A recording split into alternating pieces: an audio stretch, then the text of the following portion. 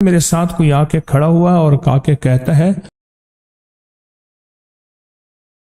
میں بس آپ کو ایک پیغام دینا چاہتا تھا۔ میں نے خط کھولا تو لکھا ہوا تھا بسم تعالی۔ بندے گم ہو جاتے تھے، آج تک وہ بندے ملے نہیں۔ اور بعض اوقات غصے میں آ کے ہم بہت سے لوگوں کو نقصان بھی دیتے ہیں۔ ہر گھر دیوسائی ہے، وہاں دیو کا سایہ ہے، پھر وہاں تکلیفیں، پھر وہاں مشکلات، پھر وہاں ناکامیاں، پھر وہاں بربادیاں، پھر اگلی گھنٹی، پھر اگلی ملاقات۔ میں نے اس دفعہ دیوسائی کا سفر کیا، پہلے بھی کیا۔ میں مسلسل جہاں جنات مجھے نظر تو نہیں آتے، نہ مجھے جنات تابع ہے، نہ میں دعویٰ کرتا ہوں، میں نے ایسے نیت کی اعمال کرتا رہا 5-5.5 گھنٹے کا سفر تھا وہ۔ میں ہدیہ کرتا رہا۔ میں کہ اللہ تو جانتا ہے، کہتے ہیں یہاں دیو ہیں، اس لیے اس جگہ کا نام دیوسائی ہے۔ کہنے لگے کہ دیوسائی میں ایک وقت ایسا بھی تھا جو لوگ رات کو گزرتے تھے ان کی گاڑیاں گم ہو جاتی تھی، اور آج تک وہ گاڑیاں ملی نہیں۔ بندے گم ہو جاتے تھے، آج تک وہ بندے ملے نہیں۔ سامان گم ہو جاتا تھا، آج تک وہ سامان ملا نہیں۔ چیزیں گم ہو جاتی تھیں، آج تک وہ چیزیں ملی نہیں۔ ہمارے ایک مخلص تھے حکیم عبدالوحید صاحب رحمۃ اللہ علیہ، بڑی پرانی بات ہے، کوئی آج سے بہت پرانی۔ کہنے لگے میں دیوسائی گیا، وہاں نماز کا وقت ہوا، ہم نے جماعت کرائی۔ وہاں سلطان راہی نے ایک مسجد بنائی تھی، تو کہا ہم 3 افراد تھے، میں نے جماعت کرائی، پیچھے 2 تھے، تو میں نے محسوس کیا ادھر بھی لمبی صف ہے اور ادھر بھی لمبی صف۔ 2 فرض پڑھنے تھے پردیسی مسافر کے، 2 فرض کے بعد سلام پھیرا تو کوئی نہیں تھا۔ میں نے پوچھا تھے تو ہم 3 افراد، تو یہ اتنی لمبی صف؟ کہنے لگے ہم نے بھی محسوس کیا کہ ادھر سے لوگ بھی آگے جمع ہو رہے ہیں، ادھر بھی جمع ہو رہے ہیں، ایسی لمبی صف تھی۔ احساس تھا کہ پیچھے بھی صفیں تھیں، جیسے کوئی بندہ نا دوڑ کے شامل ہوتا ہے، اس کا احساس، اس کی سانسیں، اس کے پاؤں کی آہٹ۔ میں اعمال کا ہدیہ کرتا رہا۔ مجھے نا لوگ آتے ہیں تو بعض اوقات کوئی خط دے جاتے ہیں، مجھے ایک بندہ خط دے گیا اور ساتھ ایک رکا بھی دے گیا۔ اس نے کہ یہ کسی نے دیا تھا کہ حضرت کو دے دینا۔ اس وقت میں مصروف ہوتا ہوں ملاقات میں، لیکن پتہ نہیں میرے اندر کیا بے چینی ہوئی، میں نے کھولا۔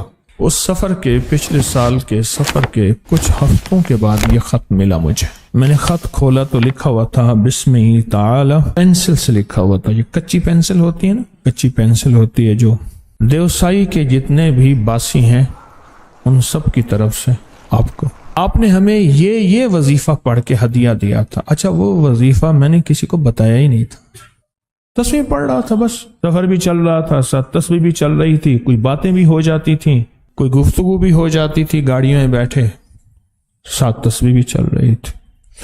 آپ نے ہمیں یہ ہدیہ دیا، یہ وظیفہ دیا، ہمیں خوشی ہوئی۔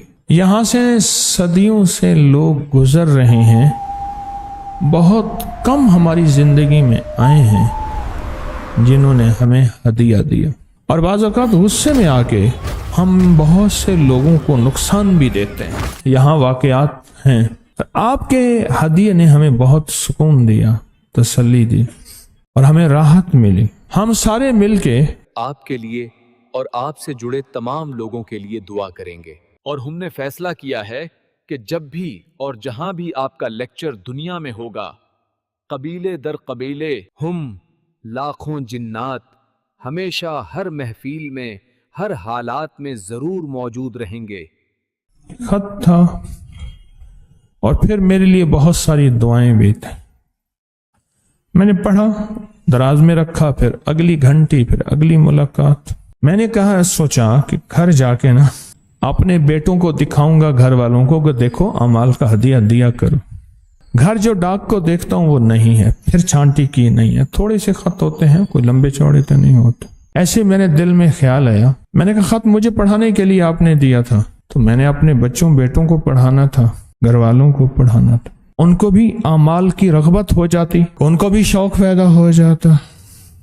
میں نے کہہ دیا، میں گھر میں نفل پڑھ رہا تھا، میں نے ایسے محسوس کیا میرے ساتھ کوئی آ کے کھڑا ہوا اور آ کے کہتا ہے ہم نے آپ تک صرف پیغام پہنچایا، اس کے بعد ہم نے خط واپس لے لیا، ہم آپ کا انتظار کر رہے ہوں گے۔ جس گھر میں ذکر نہیں ہوتا، جس گھر میں تسبیح نہیں ہوتی، جس گھر میں اعمال نہیں ہوتے، جس گھر میں اللہ کا نام نہیں لیا جاتا، وہ ہر گھر دیوسائی ہے۔ سوچیں میرے آقا کا فرمان سرور کونین صلی اللہ تعالی علیہ وسلم کا کہ جو شخص جو ہے وہ صرف سلام کر لے گھر میں، کچھ نہ کرے۔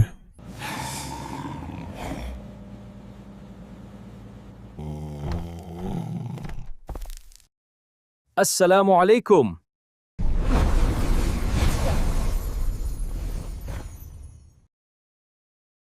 تو گھر میں اگر کوئی جناتی شیطانی چیزیں ہیں بھی تو کہتی ہیں نکلو اس گھر سے، نہ کھانا ہے نہ سونا ہے۔ لہذا وہ گھر دیوسائی نہیں ہوتا جس گھر میں سلام کیا جائے۔ ہم نے تو اپنے گھروں کو دیوسائی بنایا ہوا ہے، اپنی دکانوں کو دیوسائی بنایا ہوا ہے۔ جہاں ذکر نہیں ہوگا، جہاں اعمال نہیں ہوں گے، جہاں عبادات نہیں ہوں گی، جہاں تسبیح نہیں ہوگی، تو وہ دیوسائی ہے، وہاں دیو کا سایہ ہے، پھر وہاں تکلیفیں، پھر وہاں مشکلات، پھر وہاں ناکامیاں، پھر وہاں بربادیاں، پھر وہاں جھگڑے، پھر لڑائیاں، بیماریاں، دکھ، تکلیفیں، حالات، مسائل، مشکلات، ناکامیاں، تو دیوسائی ہے۔